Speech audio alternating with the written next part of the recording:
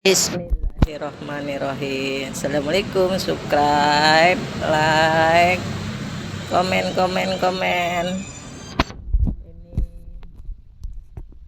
Ini tingkatan ketakwaan tepatnya dalam pembahasan oleh pendidikan Masjid Istiqlal. Selamat menonton, semoga bermanfaat. Tahun 97 pada juz 2 yang dapat Bapak Ibu unduh PDF-nya di Google. Langsung saja kepada Ustadz Arif, waktu dan tempat disilakan.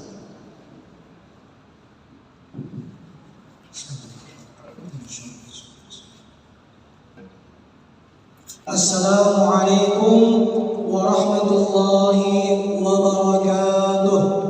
Waalaikumsalam warahmatullahi wabarakatuh. Alhamdulillahilladzi ja'ala at-taqwa hisnan hasinan li awliyaihi wa dalilan muniran li 'ibadihi al-mu'minin.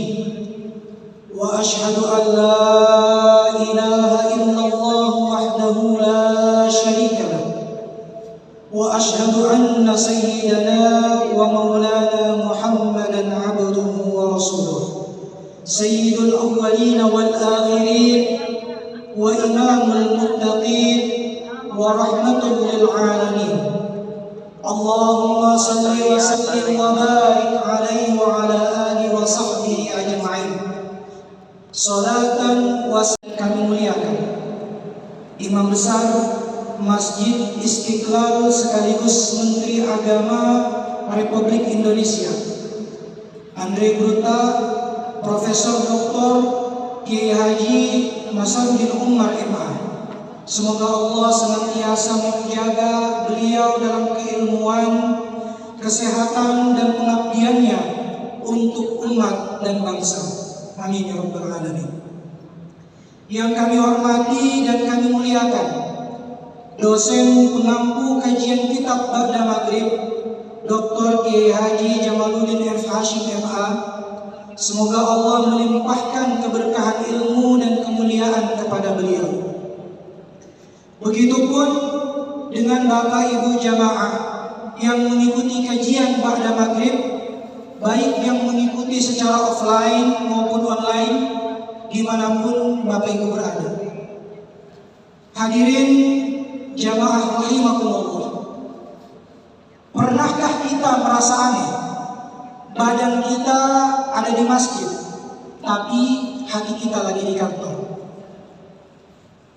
Mulut kita sedang membaca Al-Quran, tapi hati kita masih merasa dengki. Ini bukan masalah baru. 900 tahun yang lalu mengobati hati yang keras, nafsu yang liar, dan ibadah yang hampa. Kitab itu diberi nama Al-Bunyah li Talibi Tariqil Haqq, yaitu kecukupan bagi para pencari kebenaran. Kecukupan bagi siapa? Bagi kita yang haus jadi hamba yang benar, yang ingin jalan menuju Allah tidak hanya di atas kertas, tapi juga di dalam hati. Baik, hari ini kita akan buka sedikit dari kitab tersebut. Qala al-musannif rahimahullahu ta'ala wa nafa'ana bi ulumi fid dharain amin amin ya rabbal alamin. Wa qila ay at-taqwa ala wujuhin. Dikatakan dalam sebuah pendapat bahwa takwa itu memiliki beberapa tingkatan. Sebelum kita masuk ke dalam tingkatan tersebut, sebaiknya kita memahami makna takwa dari derivasi katanya. Dari derivasi, takwa berasal dari kata waqayaqil wiqayatan, yang berarti membuat pelindung, menjaga diri atau membangun benteng dari sesuatu yang membahayakan. Dalam Mu'jam Aqaishullah, salah satu kamus bahasa Arabnya kalimatun wahidatun tadullu ala daf'i syai'in an syai'in bi ghairi. Bahwa lafaz waqa itu terdiri dari huruf waw, qaf dan juga ya. Merupakan satu akar kata yang menunjukkan makna menolak atau melindungi sesuatu yang lain dengan perantaraan tertentu. Kita garis bawahi perantaraan tertentu. Analogi yang sangat sederhana. Kalau tubuh kita saja butuh perlindungan, lalu siapa yang akan menjaga hati kita? Hari ini kita sangat sibuk untuk melindungi data-data dengan password. Rumah kita lindungi dengan CCTV. Kendaraan kita lindungi dengan alarm. Tubuh kita lindungi dengan vitamin. Uang kita lindungi dengan asuransi. Tetapi banyak yang lupa untuk menjaga hati dari sifat iri, pikiran dari sifat kebencian, lisan dari perkataan fitnah, jiwa dari kehampaan, dan hidup dari kehilangan arah.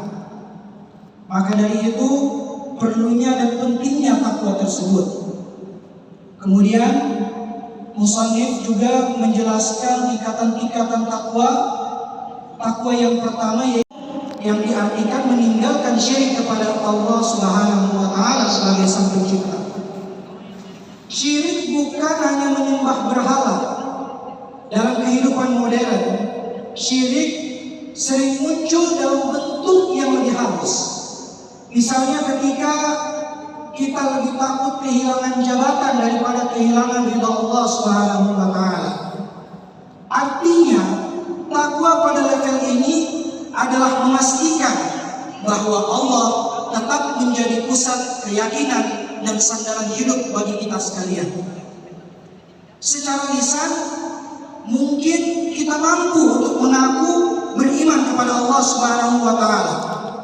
Tetapi hatinya menggantungkan harapan kepada selain Allah. Inilah yang ingin dijaga oleh takwa pada tingkatan pertama, yaitu dengan asas kemurnian tauhid. Dalam konteks saat ini, bisa jadi seseorang tidak menyembah patung, tetapi menyembah pengakuan manusia, menyembah angka rekening, menyembah popularitas, dan juga menyembah kekuasaan. Hatinya sangat takut kehilangan dunia, tetapi dia kurang takut untuk kehilangan Allah Subhanahu wa taala di dalam hati. Hawa bitarkil ma'asi wa mukhalafatin nasi fi sa'iril ahwali, yaitu takwa untuk orang yang khusus, yaitu dengan meninggalkan hawa nafsu melalui cara menjauhi maksiat dan melawan keinginan diri dalam berbagai keadaan. Takwa ini merupakan tingkatan takwa yang lebih dalam jika dibandingkan dengan tingkatan takwa yang pertama dengan kondisi menjaga tauhid. Maka tingkat ini mulai masuk ke dalam perjuangan melawan diri sendiri. Karena ternyata hadirin, masalah terbesar pada diri kita bukan kurang tahu terhadap mana yang benar dan mana yang salah, tetapi terkadang kita kalah oleh hawa nafsu kita sendiri. Kita kadang tahu marah itu merupakan perbuatan yang buruk, tapi ketika mengeluarkan pendapat terkadang kita masih menelan.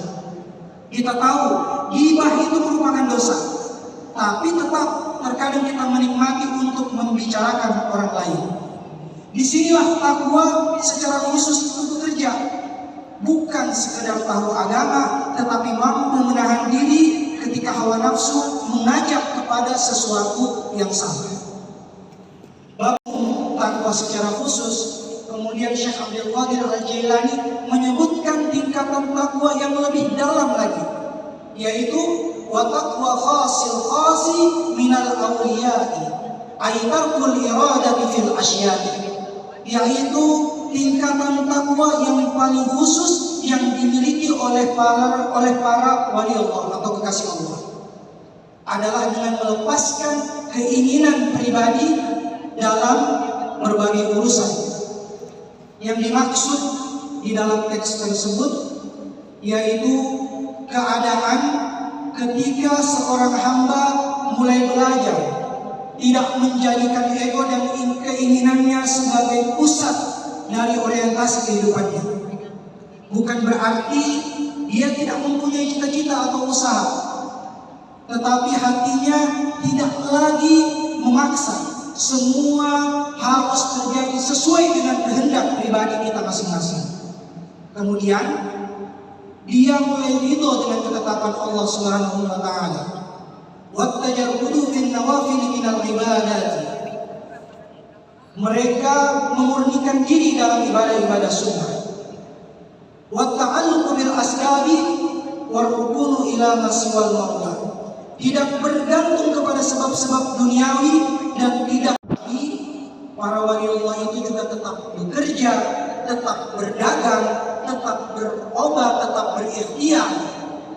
Tetapi hati mereka tidak bergantung, tidak ta'alluq kepada dunia itu sendiri.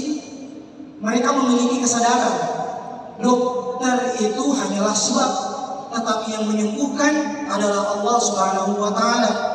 Pekerjaan itu adalah sebab, tetapi yang memberikan rezeki adalah Allah Subhanahu wa taala. Manusia itu hanyalah sebab, tetapi yang membukakan jalan adalah Allah Subhanahu wa taala.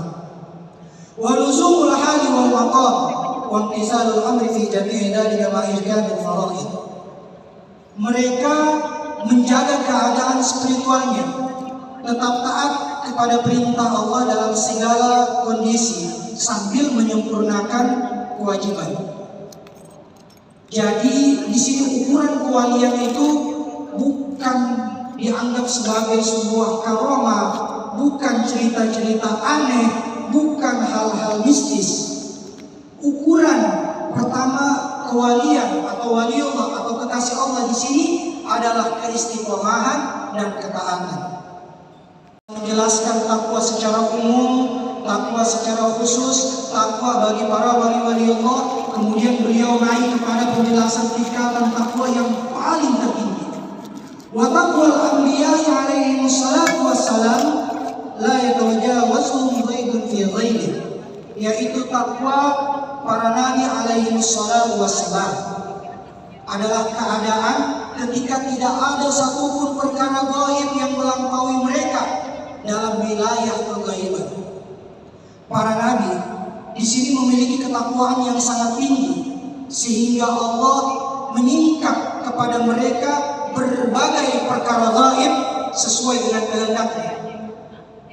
Adapun kutipan ghaibun fi ghaibin pada kalimat tadi itu memberikan sebuah kesan bahwa para nabi dibimbing melewati lapisan-lapisan rahasia ilahi, baik itu dibimbing melalui wahyu, baik itu melalui tanda-tanda kenabian.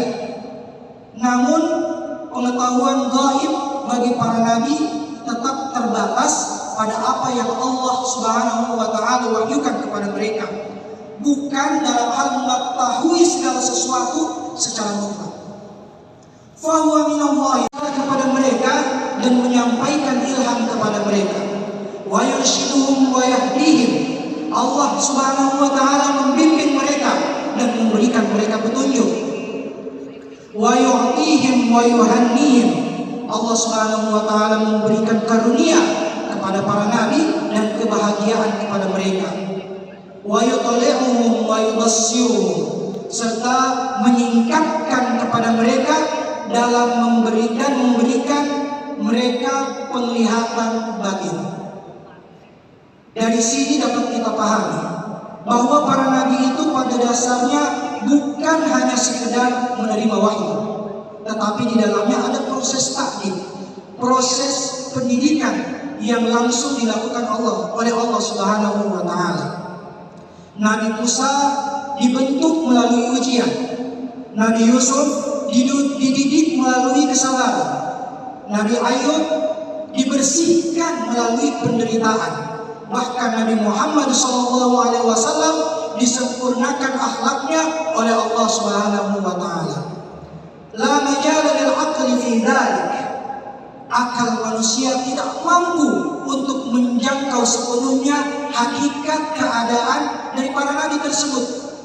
Artinya ada wilayah-wilayah kenabian Allah Subhanahu wa taala, bukan hasil usaha dari manusia. Fahum min ma'zilin 'anil bashari bal 'anil malaikati ajma'in. Para nabi memiliki kedudukan tersendiri yang berbeda dari manusia pada umumnya, bahkan dari para malaikat sekalipun. Sebab para nabi itu memikul amanah yang sangat besar. Kemudian musannif memberikan penjelasan yang penting di sini. Illa fima yata'allaqu bil hukmi adh-dhahiri wal amri al-mubin al-mawdu'i lil ummati wa awamil mu'minina. Kecuali dalam urusan hukum lahiriah dan ajaran yang jelas untuk umat. Maksudnya dalam urusan kehidupan sehari-hari, para nabi itu tetap hidup seperti manusia pada umumnya. Nabi Muhammad SAW sebagai contoh, beliau berdagang, beliau juga makan, beliau juga berdagang di pasar, berjalan di pasar, beliau juga berkeluarga, bahkan beliau merasakan lapar dan juga sakit. Fa innahum yusyarikuna al-khalqa fi dzalika. Dalam hal itu para nabi sama atau bersama dengan manusia lainnya pada umumnya akan terlain. Dari sini kita memahami bahwa para nabi itu adalah manusia, tetapi mereka bukan manusia biasa dan mereka mendapatkan keistimewaan tertentu. Mereka menangis seperti kita, tetapi hati mereka paling dekat kepada Allah Subhanahu wa Ta'ala. Mereka diuji seperti kita pada umumnya, tetapi kesabaran mereka menjadi cahaya bagi umatnya, bagi umat manusia. Mereka juga hidup di bumi, tetapi ruh mereka terhubung dengan langit. Bapak Ibu jamaah yang dirahmati Allah Subhanahu wa Ta'ala, setelah menjelaskan kedudukan para nabi, Syekh Abdul Qadir Al-Jailani melanjutkan pembahasannya terhadap sebagian hamba-hamba Allah yang saleh, yaitu para wali yang diberi karunia kedekatan spiritual oleh Allah Subhanahu wa Ta'ala. Wa qad yu'ta ba'du dhalika al-kiram min al-ibdal wal khullas min al-awliya. Sebagian dari kemuliaan itu kadang diberikan kepada para abdal dan wali-wali pilihan. Maksudnya di sini ada sebagian hamba Allah yang karena kedekatan dan kesungguhannya di dalam beribadah, mereka diberikan pengalaman batin tertentu. Tetapi di sini beliau juga memberikan peringatan. Fatakusur ibadatum an dzikri dzalik. Ungkapan mereka sering tidak mampu untuk menjelaskan pengalaman mereka sendiri. Fala tazharu ila al-wujudi wa la tudraku bis-sam'i wal hissi illa ma yaghlibu 'ala al-lisan. Hal itu tidak mudah tampak secara nyata. Yang dimaksud pengalaman mereka tidak dapat dipahami oleh pendengaran maupun indera, kecuali apa yang sesekali terucap dari lisan. Karena terkadang pengalaman rohani dari segi kewalian itu sangat sulit untuk diterjemahkan dengan bahasa manusia pada umumnya. Kadang juga dalam keadaan spiritual tertentu, seseorang bisa mengucapkan kalimat yang sulit dipahami oleh orang awam. Maka dari sini Syekh Abdul Qadir Al-Jailani melanjutkan, fatabduru min dalika kalimatun aw kalimatun. Lalu terlontarlah satu atau beberapa kata. Dalam konteks inilah para ulama sangat berhati-hati. Karena kenapa? Tidak semua ucapan yang keluar dari kemudian thumma yatadarakahu bis-sakinati wat-tathbiti wa isbali sitri alaihi. Kemudian Allah Subhanahu wa Ta'ala menolongnya dengan ketenangan, Allah menolongnya dengan keteguhan dan menutupi kekurangannya. Artinya Allah Subhanahu wa Ta'ala menjaga hamba-hambanya yang ikhlas. Fayastayqizu li amrihi wa yahfazu lisanahu wa yastaghfirullah ta'ala mimma jara. Kemudian ia sadar untuk menjaga lisannya, dan kemudian dia memohon ampun kepada Allah Subhanahu wa Ta'ala atas apa yang telah terucap. Jadi ciri wali Allah atau kekasih Allah bukan merasa yang paling suci. Justru semakin dekat kepada Allah Subhanahu wa taala, maka semakin takut lisannya untuk salah. Orang yang benar-benar dekat kepada Allah Subhanahu wa taala biasanya lebih banyak istighfar daripada banyak berbicara. Dan beliau Syekh Abdul Qadir Al-Jailani menutup penjelasannya di dalam menjelaskan ketakwaan ini dengan kalimat yang sangat penting. Wa yughayyirul ibarata wa yuhsinul lafza ala wajhin yuqal.